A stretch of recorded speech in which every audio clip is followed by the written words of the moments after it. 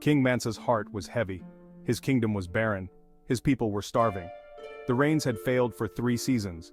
The land was parched and cracked. The once great river that flowed through his kingdom was now a trickle of dust. Mansa was a just ruler, but his heart ached for his people. He spent his days in prayer and his nights in worry. He consulted with his advisors, but they offered no solutions. The elders spoke of ancient curses and angry gods. Desperate, Mansa decided to seek the wisdom of the river god. Legend had it that the river god was a powerful being who controlled the fate of the land. It was said that he lived in a hidden grotto deep within the forest. Mansa knew the journey would be perilous, but he was determined to save his people. He gathered a small group of his most trusted warriors and set off into the unknown. The journey to the river god's grotto was treacherous. The forest was dark and unforgiving. Wild animals stalked their path and the air was thick with the smell of decay. But Mansa pressed on, his resolve strengthened by his desperation. Finally, after many days of travel, they reached the grotto. It was a place of eerie beauty, shrouded in mist and shadow. The air hummed with an ancient power. As Mansa approached the entrance, he felt a chill run down his spine. Suddenly, the waters of the river began to churn. A deep voice boomed from the depths of the grotto. "Who dares to disturb my slumber?" Mansa, trembling, stepped forward. "Great river god," he pleaded, "my people are dying. The land is barren. Please have mercy on us." The river god listened to Mansa's tale of woe.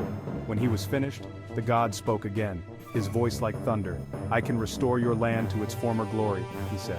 "But it will come at a price. You must promise me that your 10th generation will serve me. They will be my priests and my priestesses, tending to my waters and honoring my name. If you agree to this bargain, your kingdom will prosper. But if you break your promise, your descendants will be cursed for all eternity."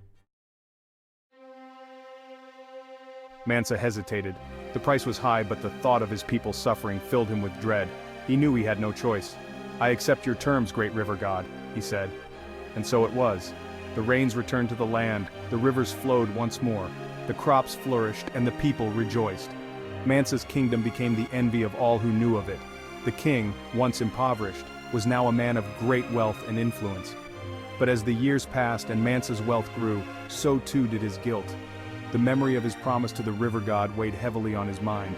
He had secured the prosperity of his kingdom, but at what cost? One night, as he lay awake in his grand palace, Mansa decided he could bear the burden of his secret no longer. He summoned his eldest son, Ikemefune, to his chambers. With trembling hands, he told him of the bargain he had made with the river god and the terrible price that would be paid if the promise was broken. Adebayo listened intently to his father's tale. He was stunned by the revelation. He had always known his father to be a man of honor, but this secret pact with a river god seemed like madness. However, he understood the gravity of the situation and vowed to uphold the promise. But as time passed and Adebayo had children of his own, the memory of his father's promise began to fade.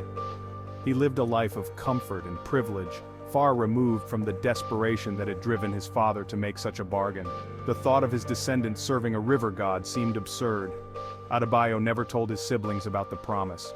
He convinced himself that it was just a story, a figment of his father's imagination. And so, the secret of the river god's bargain was passed down through the generations, known only to the eldest child of each generation. The younger children, unaware of the burden they carried, lived their lives in blissful ignorance. They enjoyed the fruits of their ancestors' sacrifice without knowing the price that had been paid. Generations passed. The kingdom remained prosperous. The line of King Mansa continued to rule with wisdom and justice. But fate, like a river, follows a predetermined course. The 10th generation was upon them, and then it began. A slow, creeping misfortune settled upon the descendants of King Mansa. Crops failed, businesses crumbled, opportunities turned to dust in their hands. They worked tirelessly, but their efforts were met with failure. It was as though an invisible hand conspired against their every endeavor. They became poor, their former glory a distant memory. They became laborers in the very lands their ancestor had ruled. They toiled under the harsh sun, their sweat watering the fields that should have been their birthright. They did not understand their misfortune. They railed against their fate, blaming their circumstances on bad luck or the cruelty of others. They had no knowledge of the river god's curse or the broken promise that had set this tragedy in motion.